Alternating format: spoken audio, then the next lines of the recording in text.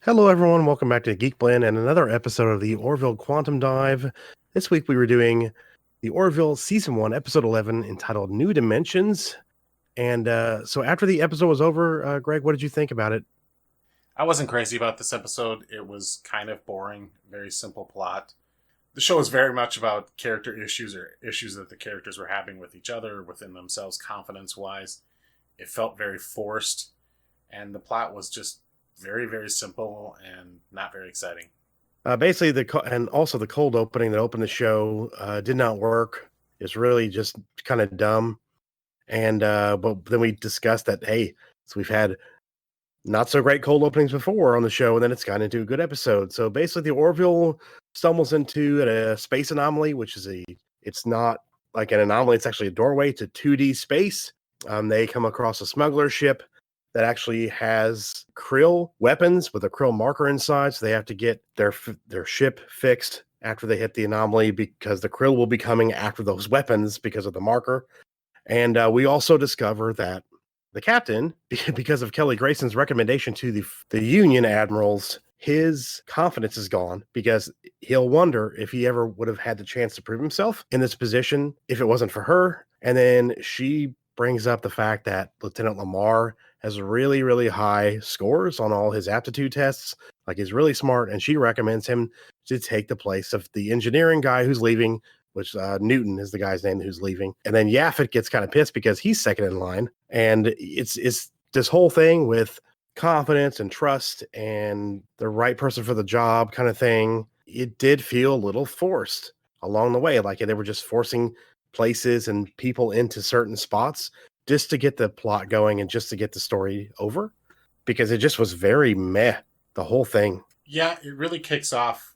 The whole thing where he finds out, she kind of lets it slip to him that she got him the job, basically, and then he caught it and then got it out of her that, yes, she really did, in fact, pull some strings with the admirals to get him that position. That causes his drama. So the whole episode invents the drama. It wasn't really found out naturally. She just happened to let it slip for this episode because they kind of needed something to work with it. That's what it felt like to me. The issue with the engineer leaving didn't surprise me. His character was not given a whole lot of screen time in the past. He was certainly not on my radar as far as a character to watch, so having him depart the show, or at least leave the ship at this point, was not terribly surprising.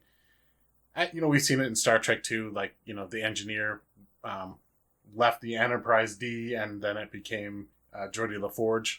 He became the engineer, so very similar to what happened in Star Trek The Next Generation, where one of the bridge characters then becomes the chief engineer.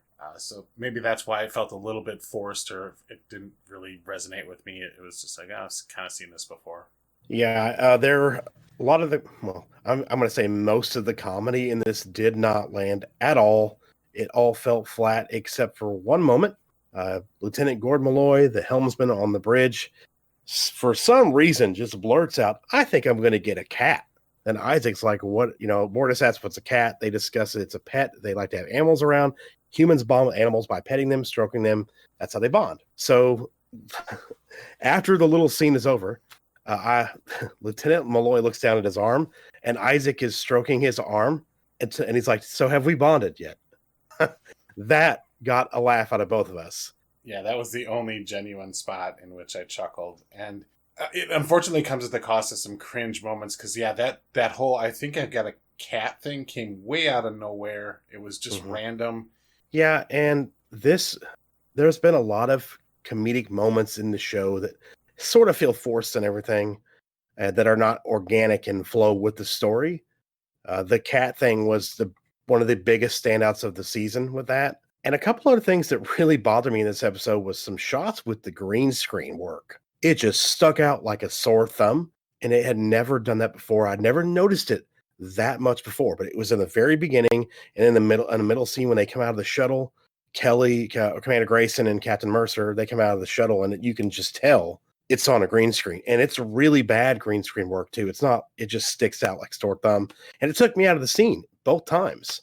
I think I didn't notice the green screen as much as you did, but what I did notice is that the way the actor who plays Lamar, was reacting to the green screen environment around him. It reminded me a little bit of Mace Windu's reaction in Attack of the Clones when he got off the troop landing vehicles and he just kind of starts looking around for something.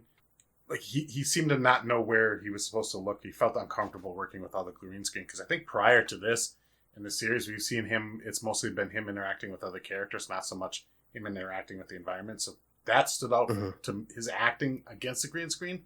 Stood out to me more than the green screen itself. But yeah, not their best work. This was kind of, it felt filler. It felt forced. It just didn't have a whole lot of heart, I don't think. I mean, it was supposed to with Lamar's story and him. He's a genius, of course, and he's finally decided he's going to embrace that and actually try instead of being the slacker joker that he has been. Yeah, that's nice and all, but again, just kind of felt out of nowhere and kind of forced. Like, oh, look, he's secretly a genius. Yeah, and the funny thing is, I kind of thought that they were going to go a different way with that, where Malloy was actually holding him back because he wanted to act dumb and do dumb stuff when he was Malloy because he was friends with him, and they didn't go that route because it kind of hinted at that in the beginning, where they're getting questions about the whole Yaphit practical joke they did in the beginning. Where they took a piece of him, put it in the buffet, and then Bortus ate him. And they're sitting down talking to Commander Grayson, and she's like, "Did you think about the implications this would have on Yaphit?" And of course, Malloy says no, and then Lamar says yes. At the same time, they say no and yes, and I was like, "Oh, maybe they're going to go with that dynamic." But then it didn't go that route, and it was just, we've seen it 100 times in other shows, and it just didn't work. It wasn't even anything original at all. It was just like, "Hey, my society didn't like smart people. That's it." Yeah, I will say that there was one moment where some of the other people in engineering were giving Yaphit some crap behind his back, and then he stepped in and kind of reprimanded him and corrected him and said, "No, the decision was mine. I'm in command," and whatever. And then Isaac kind of gave him a look like, "Hey, maybe you are fit out for this job after all." That was really the only kind of good character moment that I felt that he had in that episode. The rest of the time I felt like, yeah, he really doesn't belong in command. He doesn't want to, and he doesn't seem to be comfortable giving orders. Yeah, I forgot about that scene. Yeah, that did work, but it was a very, very, very small nugget in a massive pile of nuggets, and that's the only thing that stuck out. The rest of it was so bland and just either forced or didn't feel organic, and it was just very generic story about him and his. It just didn't, to me, it didn't work at all. I'm okay with them putting him in that position, because now we have somebody in engineering besides Yaphit who's basically a main character that we can kind of go back and forth with. So it's going that will work out that way, but they could have gone about it a much better way. Yeah, I'm fine with the fact that he's now taken on the role of engineer. Don't get me wrong, I think that's fine. I think it'll work for the show having him down there instead of having him always kind of cracking jokes with Malloy on the bridge. That's good. Now I'm interested to see, who they're going to put next to Malloy on the bridge. Overall, though, it was a very mediocre episode. Not one that angers me in any way. It was just kind of boring and. Yeah, it was. It's there. I don't either love it or hate it. It's just one of those, okay, next episode kind of thing. But that's really all I have to say about the episode. There's not much more to talk about. The 2D space, I will say really quickly, looked stupid. I agree. I did not like the look of it. It looked like Candyland or something in 2-dimensional space. I didn't like the color of it. To me, it looked kind of like it belonged more in Willy Wonka. Yeah, it looked like Tron meets Candyland. Yeah, it's really weird.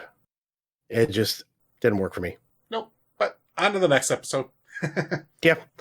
And that will do it for us on this episode of the Orville Quantum Dive. We'll see you guys next week, as always. We'll be doing this episode on Fridays, but next week we will be watching the season finale for season 1. So that when you talk about a finale for a show, we're going to be kind of expecting bigger and better things than what we got in this episode, hopefully. So fingers crossed. But thanks again, Greg, for joining me on this for this little thing we do here with the Orville. I really enjoy watching the show. I do still like it, even after we get these bad or meh episodes. There's been some great ones that stick out that makes you want to continue to watch it, because I know there's more greatness to come. And we will see you guys next week. Thank you guys for watching. Leave a like on the video. It really does help us out. And if you're new to the channel and you do like what you see and you want to see some more, hit the subscribe button. And we really appreciate if you guys would share the video out as well. I know there's a lot of Orville fans out there, or a lot of people who might be on the fence about watching the Orville, and maybe one of our episodes might sway them to either watch it or don't watch it. So help us out by sharing it out. We would appreciate that. But we will see you guys next week back on the Geek Blend. And remember, if you geek about it, we speak about it. Bye.